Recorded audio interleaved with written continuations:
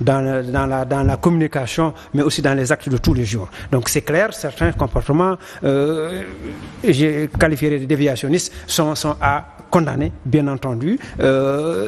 Cicelo a son tempérament que tout le monde connaît. Ça n'a pas empêché Macky Sall d'en faire le député de la CEDEAO, tout ça, des choses comme ça. Bon, c'est des gens qui, bien entendu, ont leur tempérament, qui posent problème un peu des fous du village qui sont là pour dire ce que tout le monde pense tout haut, ce que tout le monde pense tout bas. Donc, il faut un certain comportement. Mais le problème fondamental de l'Assemblée nationale, c'est quoi?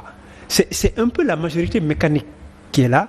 Cette majorité mécanique qui provient de quelque chose, le mode d'investiture. Ce sont les partis politiques qui investissent les personnes qui doivent devenir députés. Et une fois élus, ces gens-là pensent qu'ils sont redevables.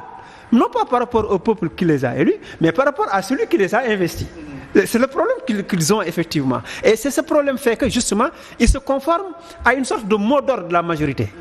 Il y a une mot d'ordre, bon, il y a une façon de penser. Certainement, avant d'aller à l'Assemblée, les gens vont d'abord au palais sur des questions stratégiques essentielles pour discuter des positions à adopter.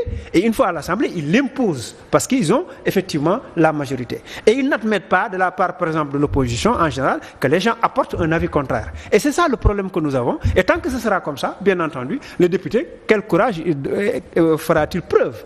Quelque part, on a vu le frère de l'ancien Premier ministre John, une fois, il a émis des réserves.